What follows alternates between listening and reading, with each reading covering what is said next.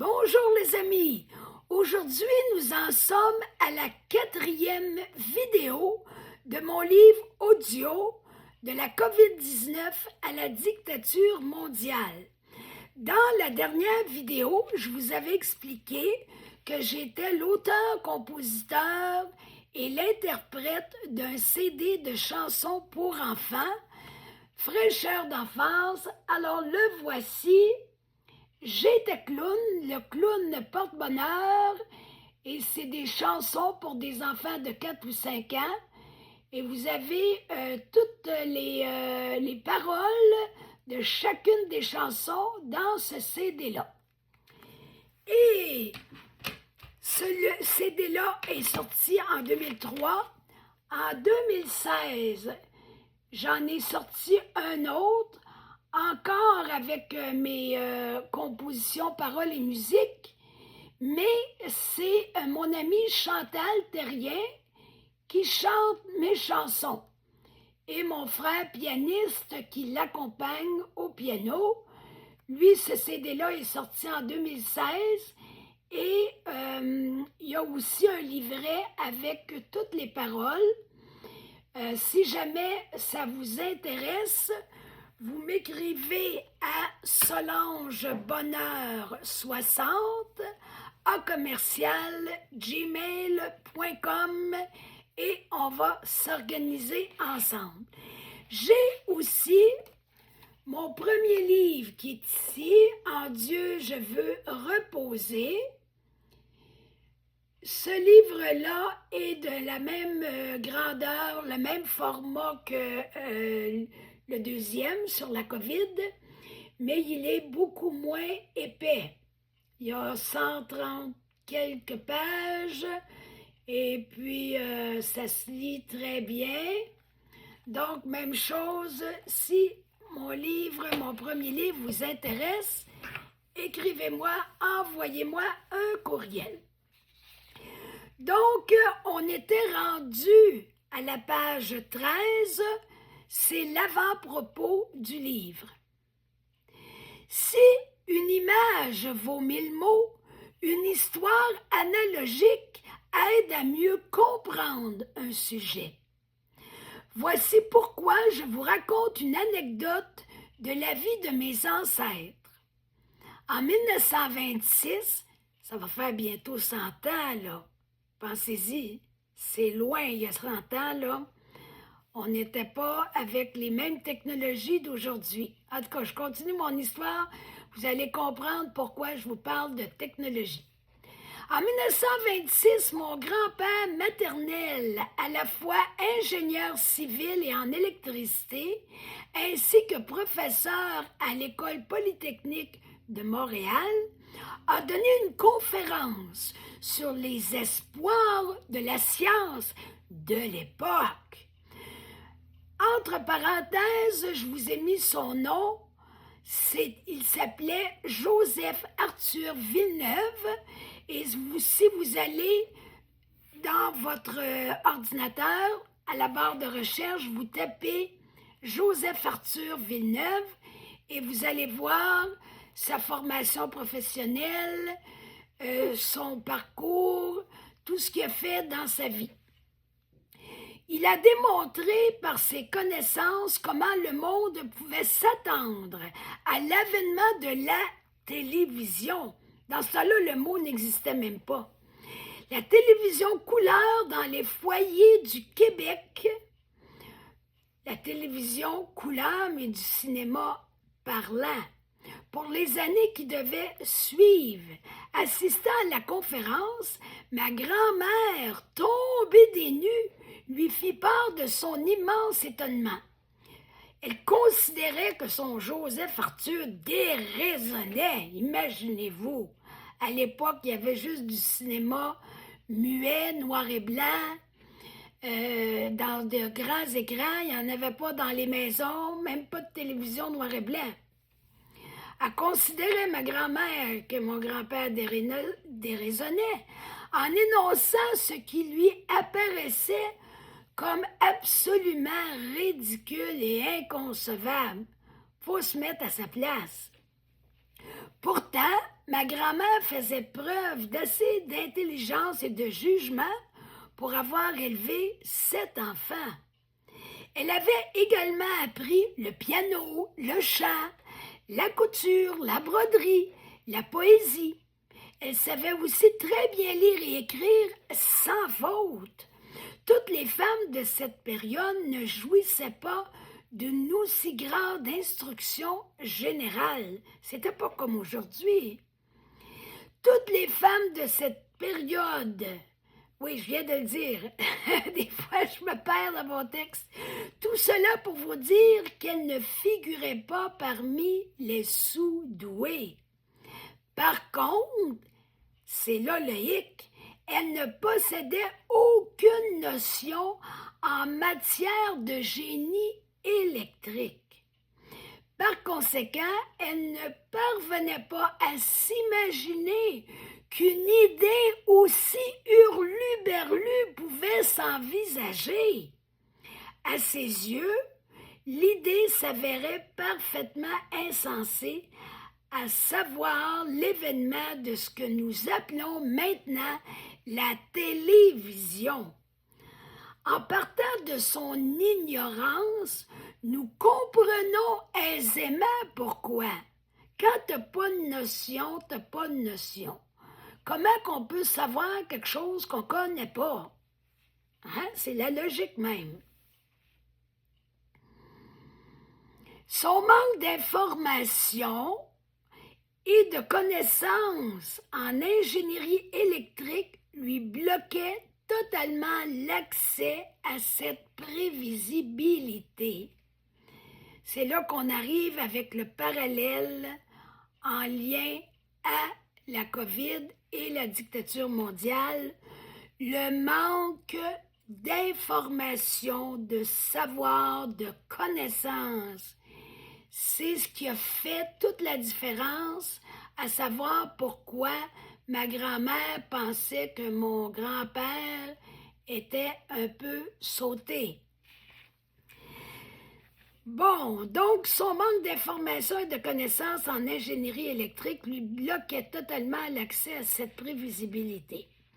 D'ailleurs, c'est exactement la réponse qu'elle a reçue de mon grand-père. Qu'est-ce qu'il a dit? Il a dit, tu peux pas concevoir que nous nous acheminons vers du cinéma parlant et en couleur dans nos maisons.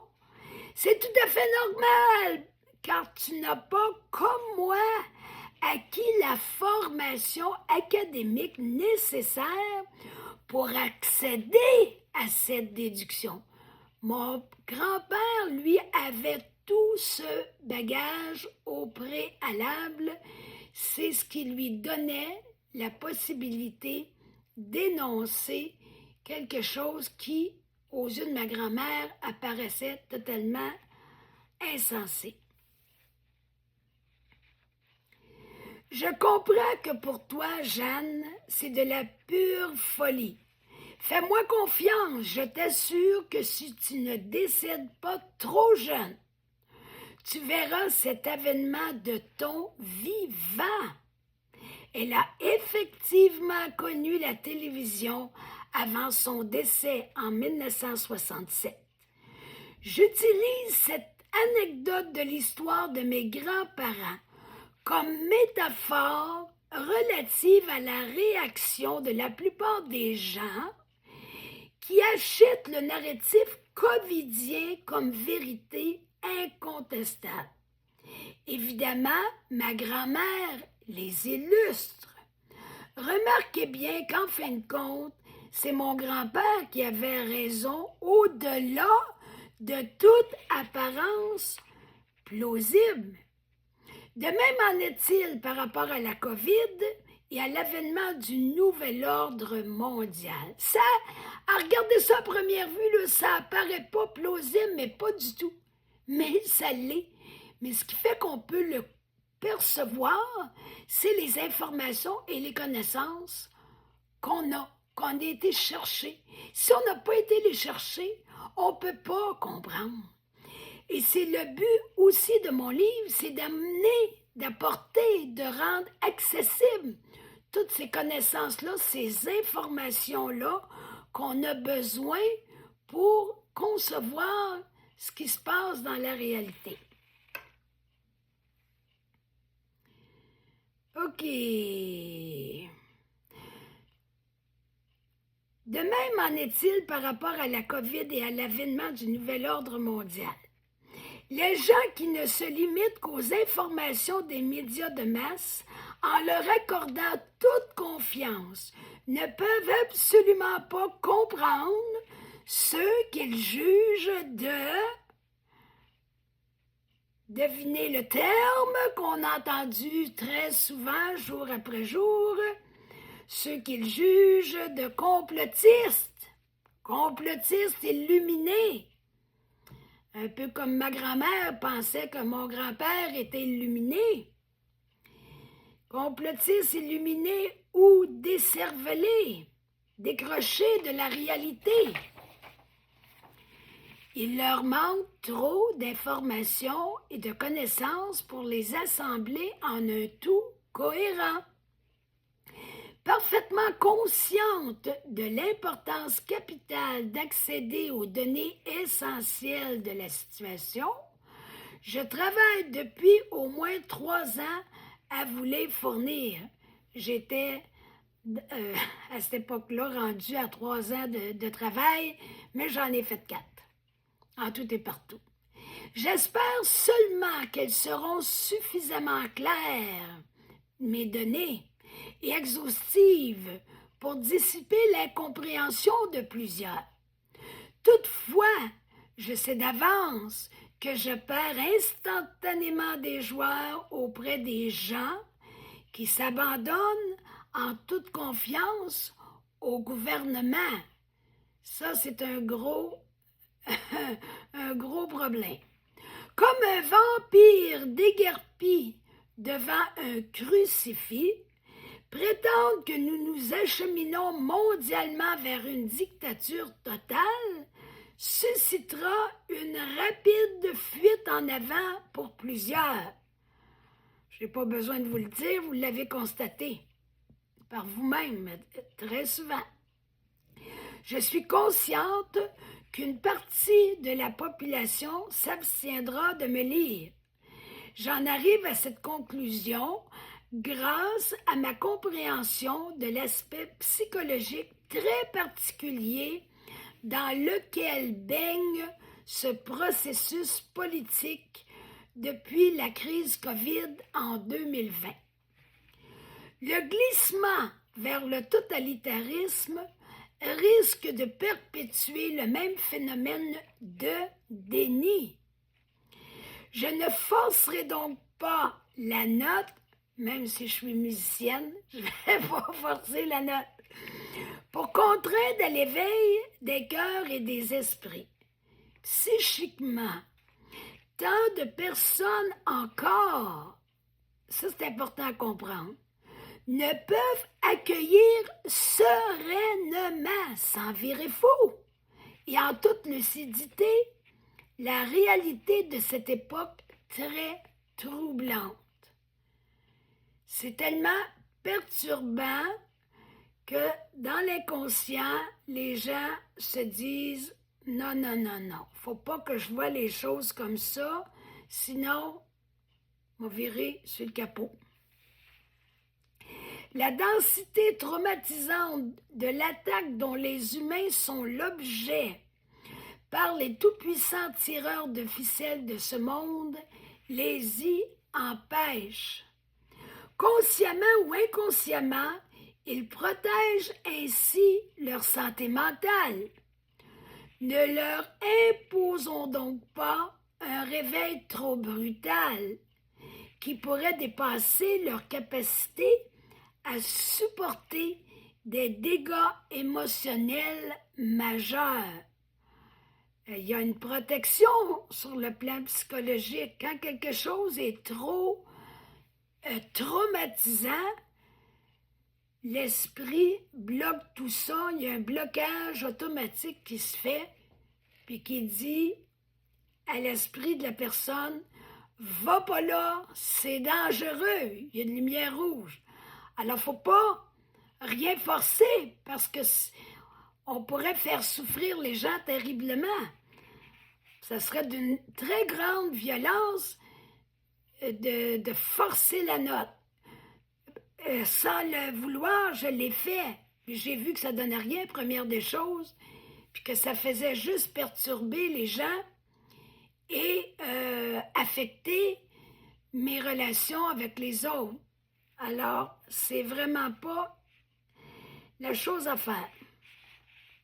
Je continue. Par conséquent, mes propos s'adressent à des gens qui se questionnent. J'en ai déjà parlé de ça. Qui tentent d'y voir plus clair, des gens qui ont une petite ouverture. Ils se révéleront utiles et éclairants pour qui se doute un tant soit peu que l'histoire de la COVID ne tient pas la route. Il faut qu'il y ait une petite lumière qui dise « bien bizarre tout ça, qu'est-ce qui se passe exactement? C'est louche, j'ai une petite intuition, il y a quelque chose qui ne va pas. » Alors ça prend un minimum pour que les gens puissent mettre le nez dans mon livre. Pas plus que les autres nouveaux dada étranges de la société. Bon, je reprends ma dernière phrase là, parce que je vous ai peut-être perdu là. Ils se révéleront utiles et éclairants, mes propos, pour qui se doute un tant soit peu que l'histoire de la COVID ne tient pas la route, pas plus que les autres nouveaux dada étranges de la société. Des marottes complices du totalitarisme. On le voit très bien aujourd'hui. Le transgenrisme obsessif, l'intelligence artificielle, le transhumanisme imposé et l'éducation à la vie sexuelle active des enfants. On les encourage à quelque part à avoir une vie sexuelle alors que l'enfance n'est pas le temps de la vie sexuelle active. Belle affaire. C'est comme si on voulait qu'un enfant de 3 ans conduise une auto. C'est pas le temps, ça viendra. Même chose pour la vie sexuelle active. C'est pas le temps quand on a 3 ans non plus. Cette éducation sexuelle-là est totalement inappropriée pour les tout-petits. Je pense que j'ai pas besoin de vous faire un dessin.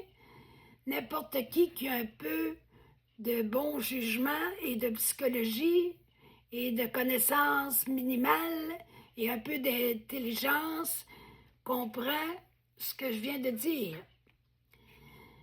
Par contre, pour ceux qui croient dur comme fer en la bonne foi de leurs gouvernants, il ne sert à rien de leur présenter mon ouvrage. Ça donne rien. Non seulement il ne les rejoindra pas, mais il risque de les bouleverser et d'entacher votre relation. Il n'y a rien de pire. Laissons la vie accomplir son œuvre au moment propice. Restons sereins, en paix, puis la vie va s'en charger quand leur état mental va être capable de digérer ce qui en est.